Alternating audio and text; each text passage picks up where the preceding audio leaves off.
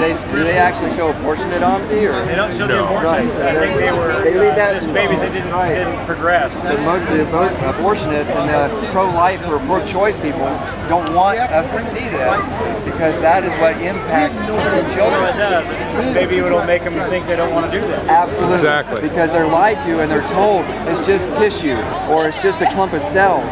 Well, yeah, we're all a clump of cells, but this is a living, breathing human being from the moment of conception. I read an article here recently that at the moment of conception, there's a bright light that happens at the very moment of conception, which is awesome, right? I mean, it just shows how God has manifested this light to everybody. So instead of the scientists going, man, that's incredible, can you believe that there's this bright light at the moment of conception? You know what they said? They said, well, this light is brighter than this light, so we can get rid of the light the light that's not so bright, and we'll keep the brightest ones. Instead of going, man, you are beautiful. Man, you realize you were created in the image of an all-powerful, all-knowing God. You were created in all creation. And we don't want to destroy that. We don't want anybody to destroy that. And so that's an awesome thing. You girls have baby dolls at home, don't you? You play with baby dolls. I got two little. How old are you girls? You're 7, and you're 10. My daughters are 7 and 9, so real close. And they love their baby dolls and all that stuff. And we've shown this, and it's sad to see what happened. We don't think about. We don't want to see babies have this happen to them, do we? It's sad, huh? Because you guys were just in your mommy's tummy less than 10 years ago, both of you. Well, you're a little after 10 years now. Yeah. And that's they're precious little babies. You guys like your little babies. You don't even want to. You get upset if you break an arm off of a doll, huh? It's sad. Or they lose it. Think about it, these are real babies, real little babies.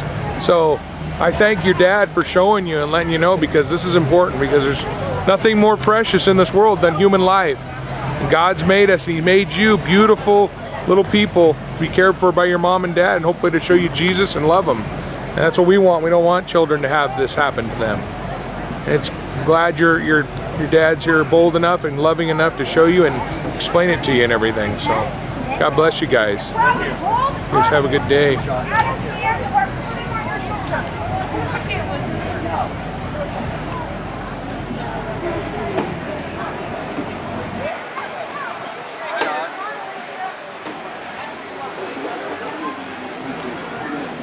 I didn't get the video going fast enough. There, but you can see some other kids looking over here. And I wanted to film it. I actually asked him if he was okay with filming it. He didn't care, so I did.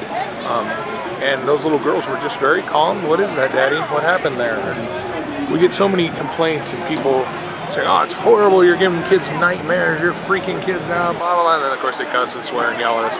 But these little girls weren't freaked out. Or say, look at those guys over there. Did you see those little kids right there? They're pointing, hey, what's that? Look at all that. What are those over there?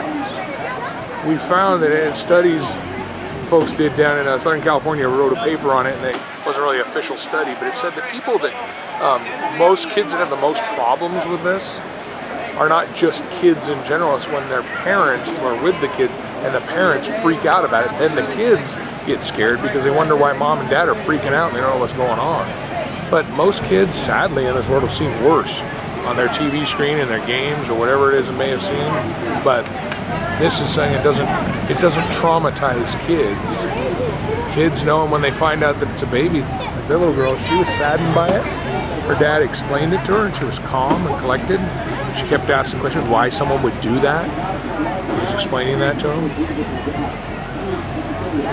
You know, I understand. I don't like trying to make a focus on little kids. Children around. Seriously. Yeah, we don't want to see children being killed, and we don't want to see children killing other children. Yeah, see, there's a complaint I was just talking about. People saying that, look at these little kids right here.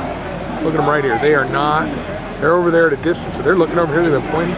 They're not freaking out. They're not weeping and wailing in tears, like I said. Now, some will be bugged by it. Some will be upset. But look at these little ones walking by, and hey, they just wonder, what is that? What is going on there? And yes, they might be confused. It might be disconcerting, but it's not the end of the world. It's not destroying children. Far more, the impact is reaching those people who are the adults who we know love their sin and want to support the ability to kill these children. And I missed I think I might have got a little film of the lady throwing a huge fit, yelling, screaming, and trying to make the excuse of being able to avoid coat hanger abortions and things like that. So you can't justify one sin by allowing another. You can't justify not stopping one because of one going on if it's gone. It's just ridiculous. But it's the world we live in, and this is always a stirring topic. A lot of gospel truth going out with it.